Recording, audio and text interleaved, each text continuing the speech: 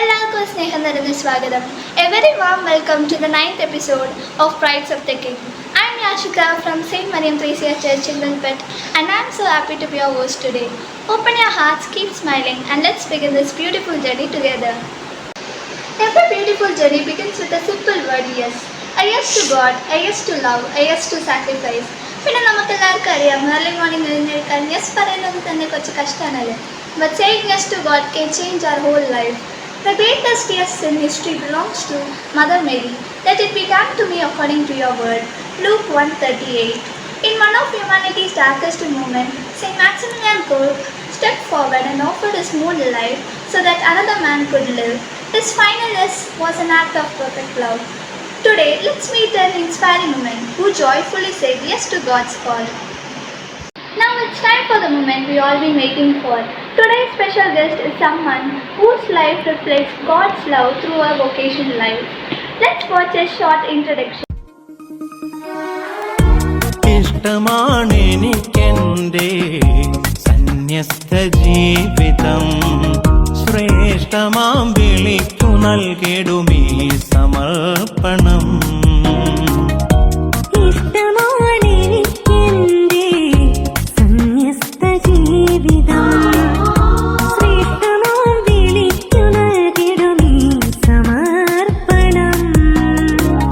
നഷ്ടമേതുമില്ലെനിക്ക് ജീവിതാന്തസിൽ, ശിഷ്ടജീവിതായുസിന്നിതു ജന്മസാഫല്യം.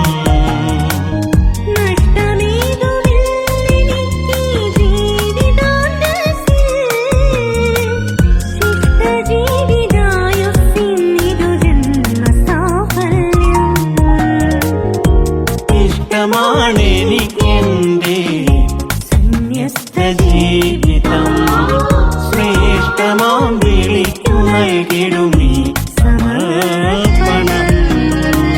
നന്ദി മാത്രമാണെന്റെ നാവിലെന്നുമേ, സുന്ദരമാമീ ദാനം തന്ന ദൈവമേ. ചന്ദനത്തിരി പോലെ കത്തി പരിമളമേ. Wasn't that inspiring?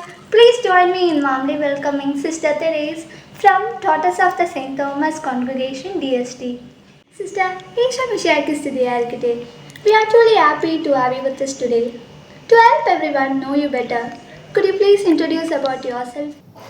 ഈശോ മിശിഹായ്ക്ക് സ്തുതിയായിരിക്കട്ടെ. ഞാൻ sister Therese DST, missionary congregation of the daughters of Saint Thomas എന്ന സന്യാസിനി സമൂഹാംഗമാണ്. പാലാരൂപതയിലെ കുറവലങ്ങാട് ഇടവകയിൽ നസർത്തിയിൽ എന്ന കൊച്ചു ഗ്രാമത്തിൽ മണലോടി കരുകുളം എന്ന കുടുംബത്തിലാണ് ഞാൻ ജനിച്ചതും വളർന്നതുമെല്ലാം. എനിക്ക് എൻ്റെ വീട്ടിൽ അപ്പനും അമ്മയും കൂടാതെ എനിക്ക് 2 അനിയത്തിമാരുമാണുള്ളത്. നാം മതബോധനത്തിൽ പഠിച്ചിരിക്കുന്നത് കുടുംബം ഒരു ഗാർഹിക സഭ എന്നാണല്ലോ. അതെ, എന്നെ വിശ്വാസത്തിൽ വേരൂന്നി വളർത്തിയതും അതുപോലെ ഈശോയോട് ചേർന്ന് വളരുവാനായിട്ട് എന്നെ അനുവദിച്ചതും എല്ലാം എൻ്റെ മാതാപിതാക്കൾ നൽകിയ മാതൃകയും അവർ നൽകിയ നല്ല സപ്പോർട്ടുമാണ്. സന്ധ്യാപ്രാർത്ഥനയൊക്കെ അന്യം നിന്ന് പോകുന്ന ഈ കാലഘട്ടത്തിൽ വീട്ടിൽ ഒരിക്കലും സന്ധ്യാപ്രാർത്ഥന മുടങ്ങുവാനായിട്ട് അപ്പച്ചൻ അനുവദിക്കില്ലായിരുന്നു. കൂടാതെ വിശുദ്ധ കുർബാനയിലുള്ള പങ്കാളിത്തം, മതബോധനം, കുടുംബ കൂട്ടായ്മ, മിഷൻ ലീഗ് പ്രവർത്തനം, ഇതിലെല്ലാം സജീവമായി പങ്കെടുക്കുവാനായിട്ട് അവരെന്നെ സഹായിക്കുകയും എന്നെ പ്രേരിപ്പിക്കുകയും ചെയ്തിരുന്നു. അങ്ങനെ ഞാൻ വിശ്വാസത്തിൽ ഉറച്ചു വളരുവാനായിട്ട് എന്നെ സഹായിച്ചത് എൻ്റെ കുടുംബവും എൻ്റെ കുടുംബ അന്തരീക്ഷവുമാണ്. ഞാൻ 10ാം ക്ലാസ് വരെ പഠിച്ചതെല്ലാം എൻ്റെ വീടിനടുത്തുള്ള ഡീപോൾ പബ്ലിക് സ്കൂളിലാണ്. ശേഷം ഞാൻ മഠത്തിൽ ചേർന്നു. അപ്പോൾ അവിടെ നിന്ന് Saint Mary's Bharananganam higher secondary സ്കൂളിൽ പോയാണ് +1 +2 പഠിച്ചത്. അതിനുശേഷം 4 വർഷത്തേക്ക് പൂർണ്ണമായി സന്യാസ പരിശീലനത്തിന് ശ്രദ്ധ കേന്ദ്രീകരിച്ചു. പിന്നീട് 2022 മെയ് 7 ഞാൻ ആദ്യവ്രത വാഗ്ദാനം ചെയ്ത് ഒരു സന്യാസിനിയായി. അതിനുശേഷം ഇപ്പോൾ ഞാൻ സെൻറ്റ് ജോൺസ് മെഡിക്കൽ കോളേജിൽ 3-ാം വർഷ MBBS വിദ്യാർത്ഥിനിയാണ്.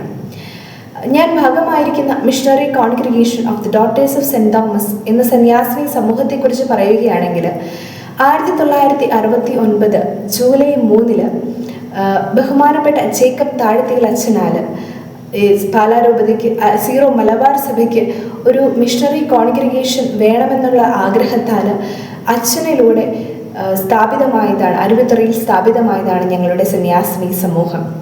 വിശുദ്ധ തോമാസ് ലീഹ ഈശോയെ തൊട്ടറിഞ്ഞ് കേരളത്തിലേക്ക്, ഭാരതത്തിലേക്ക് സുവിശേഷ ദീപവുമായി വന്നതുപോലെ ഈശോയെ അനുഭവിച്ചറിഞ്ഞ് ആ ഈശോയെ മറ്റുള്ളവർക്ക് കൊടുക്കുവാനാണ് എന്നതാണ് ഞങ്ങളുടെ ക്യാരസം. ഞങ്ങൾക്ക് ഇന്ത്യക്ക് കേരളത്തിനകത്തും പുറത്തുമായിട്ട് 2 പ്രൊവിൻസും ഒരു റീജിയനുമാണുള്ളത്. അതുകൂടാതെ അമേരിക്ക, ഇറ്റലി, പിന്നെ ജർമ്മനി എന്നിവിടങ്ങളിൽ ഞങ്ങൾക്ക് ഹൗസുകളുമുണ്ട്. അപ്പം ഇവിടെയെല്ലാം മിഷണറി പ്രവർത്തനം ചെയ്തുകൊണ്ട് ഞങ്ങൾ സജീവമായി ഈശോയ്ക്ക് സാക്ഷ്യം വഹിക്കുന്നു. Thank you, sister. Now for our first question. How did you discover God's call in your life and why did you choose TST congregation? കുട്ടിക്കാലം മുതൽ തന്നെ എൻ്റെ ജീവിതത്തിൽ സിസ്റ്റേഴ്സിൻ്റെ സ്വാധീനം വളരെയധികമായി ഉണ്ടായിരുന്നു. എന്നെ വേദപാഠം പഠിപ്പിച്ചതും ആദ്യ കുർബാനയ്ക്കായി ഒരുക്കിയതുമെല്ലാം സിസ്റ്റേഴ്സ് ആയിരുന്നു. അപ്പം അന്ന് എനിക്ക് അവരെക്കുറിച്ചുള്ള ഒരു കാഴ്ചപ്പാടെന്ന് പറഞ്ഞാൽ അവർ വെള്ളയുടുപ്പിട്ട് നടക്കുന്ന മാലാഹമാരാണെന്നാണ്. അപ്പോൾ അവരെ പോലെ ഒരു ദിവസം ഒരു മാലാഹയാകണം എന്നുള്ള ആഗ്രഹം എനിക്കും ഒത്തിരി ഉണ്ടായിരുന്നു. പക്ഷേ വളർന്നു വന്നപ്പോൾ നമ്മുടെ ലോകത്തിൻ്റെ സ്വാധീനം, പിന്നെ എൻ്റെ കൂട്ടുകാർ, എൻ്റെ മുതിർന്നവർ, എൻ്റെ ചുറ്റുമുള്ള എല്ലാവരുടെയും സ്വാധീനം മൂലം, പിന്നെ സോഷ്യൽ മീഡിയയുടെ എല്ലാം സ്വാധീനം മൂലം ഈ ഒരു ആഗ്രഹം എൻ്റെ മനസ്സിൽ നിന്ന് പോയി. പൂർണ്ണമായി പോയെന്നല്ല, എന്നാലും അത് കുറഞ്ഞ് പകരം മറ്റു പല ആഗ്രഹങ്ങളും കയറി വന്നു. ഒരുപാട് പഠിക്കണം, പേരും പെരുമയും എല്ലാം സമ്പാദിക്കണം, എന്നിട്ട് നല്ല നിലയിലെത്തണം, അങ്ങനെയുള്ള ആഗ്രഹങ്ങളൊക്കെ എൻ്റെ മനസ്സിൽ കയറിക്കൂടി. അപ്പം ഈ ഒരു ആഗ്രഹം മാറി നിന്നു. അപ്പോൾ 10ാം ക്ലാസ് എത്തി. 10ാം ക്ലാസ് ഒരു പകുതിയൊക്കെ ആയപ്പോഴത്തേക്ക് ഞാൻ +2 അഡ്മിഷനെല്ലാം മേടിച്ചെല്ലാം റെഡിയാക്കി വെച്ചു. അപ്പോൾ അങ്ങനെ ഇരിക്കുമ്പോഴാണ് സിസ്റ്റേഴ്സ് ഇങ്ങനെ ക്യാമ്പിന് വിളിക്കാനായിട്ട് വരുന്നത്. അപ്പോൾ ക്യാമ്പിന് പോകാൻ എനിക്കിഷ്ടമായിരുന്നു. കാരണം ഈശോയോട് എനിക്ക് നല്ല കൂട്ടായിരുന്നു. Jesus was my best friend. എൻ്റെ ജീവിതത്തിലെല്ലാം ഞാൻ ഈശോയോട്ട് ഷെയർ ചെയ്യുമായിരുന്നു. വേറെ ആരുമായിട്ട് ഷെയർ ചെയ്ത കാര്യങ്ങളെല്ലാം ഞാൻ ഈശോയുമായിട്ട് ഷെയർ ചെയ്യുമായിരുന്നു. അപ്പം ഈശോയെക്കുറിച്ച് കേൾക്കാനും അറിയാനും പഠിക്കാനും എല്ലാം എനിക്ക് ഭയങ്കര ഇഷ്ടമായിരുന്നു. അങ്ങനെ ഞാൻ പറഞ്ഞു ക്യാമ്പിന് പോകാൻ ഞാൻ റെഡിയായിരുന്നു, വരാം എന്നൊക്കെ പറഞ്ഞു. പിന്നെ എൻ്റെ സിസ്റ്റേഴ്സിനെ ഞാൻ പരിചയപ്പെട്ടത് വിചിന്തനം ക്യാമ്പിൻ്റെ മധ്യത്തിലാണ്. അവർ പാലാരൂപതയിലെ മതബോധന വിദ്യാർത്ഥികൾക്കായി നടത്തുന്ന ഒരു ക്യാമ്പാണ് വിചിന്തനം ക്യാമ്പ്. അപ്പം അവിടെ വെച്ച് ഞാൻ DC സിസ്റ്റേഴ്സിനെ പരിചയപ്പെടുകയും അവർ സഭയെക്കുറിച്ച് പറയുകയും അങ്ങനെ ഞാൻ ക്യാമ്പിന് വരാമെന്ന് പറയുകയും ചെയ്തു. അപ്പം ഈ ക്യാമ്പിൻ്റെ സമയമായപ്പോൾ ആകപ്പാടെ DSTയുടെ ക്യാമ്പിന് മാത്രമേ എനിക്ക് പോകാൻ പറ്റുള്ളൂ. കാരണം ബാക്കി സമയത്തെല്ലാം വേദപാഠ പരീക്ഷയും മറ്റു പല തിരക്കുകളും ആയിരുന്നു. അപ്പോൾ വീട്ടിൽ നിന്ന് സമ്മതിച്ചില്ല. ഇതിന് മാത്രമേ വീട്ടിൽ നിന്ന് സമ്മതം കിട്ടിയുള്ളൂ. അങ്ങനെ ഞാൻ ക്യാമ്പിന് വന്നു. അവിടെ വന്നപ്പോൾ അന്തരീക്ഷം ആകെ മാറി. അവിടെ ഈശോയെ സ്നേഹിക്കുന്ന ഒരുപാട് ആളുകൾ, ഈശോയെക്കുറിച്ച് അവർ ഒത്തിരി പറയുന്നു. പിന്നെ എനിക്ക് ചാപ്പലിൽ നിന്ന് പ്രാർത്ഥിക്കാനൊക്കെ ഒത്തിരി സമയം കിട്ടി. അപ്പം അവിടെ വെച്ച് ഈശോയെ വിളിക്കുന്നതായിട്ട് എനിക്ക് തോന്നി. ഒരു വല്ലാത്തൊരു ഉൾപ്രേരണ. അതിനോട് എനിക്ക് നോ പറയാൻ സാധിച്ചില്ല. അപ്പം അങ്ങനെ അവിടെ വെച്ചാണ് ഞാൻ ഈശോയോട് പറയുന്നത് യെസ് ഐ വിൽ കം. അപ്പം എനിക്ക് മനസ്സിലായി ഇതാണ് എൻ്റെ വിളി എന്നെനിക്ക് തോന്നി. അങ്ങനെ ഞാൻ ഈശോയോട് യെസ് പറഞ്ഞു. That was truly inspiring. Every vocation has someone who motivates us.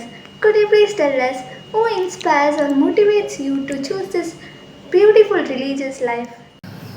സന്യാസ ജീവിതം തിരഞ്ഞെടുക്കുവാനായിട്ട് എനിക്ക് ഏറ്റവും അധികം പ്രേരണയായത് വിശുദ്ധരുടെ ജീവിതങ്ങളാണ്. കുട്ടിക്കാലം മുതൽ തന്നെ കഥകളും നോവലുകളും എല്ലാം വായിക്കാൻ എനിക്ക് വളരെയധികം ഇഷ്ടമായിരുന്നു. അങ്ങനെയാണ് ഞാൻ വിശുദ്ധരുടെ ജീവചരിത്രങ്ങൾ വായിക്കുവാൻ തുടങ്ങിയത്. ആദ്യമായി ഞാൻ വായിച്ചത് വിശുദ്ധ മരിയ കുര്യത്തിയുടെ ജീവചരിത്രമാണ്. അതിനുശേഷം വിശുദ്ധ ക്ലാര പുണ്യവതി, വിശുദ്ധ റീത്ത പുണ്യവതി, വിശുദ്ധ കൊച്ചു തെരേസ്യ, അങ്ങനെ പലരുടെയും ജീവിതകഥകൾ വായിച്ചു. അപ്പം ഇതിൽ നിന്നെല്ലാം എനിക്ക് മനസ്സിലായ ഒരു കാര്യം, സന്യാസ ജീവിതം, പ്രത്യേകിച്ച് സന്യാസത്തിലെ വ്രതത്രയങ്ങൾ നമ്മളെ വളരെയധികമായി വിശുദ്ധീകരിക്കാനായിട്ട് സഹായിക്കും. ഈ വ്രതത്രയങ്ങൾ വഴിയായിട്ടാണ് അവരെല്ലാം വിശുദ്ധീകരിക്കപ്പെട്ടതെന്ന് എനിക്ക് മനസ്സിലായി.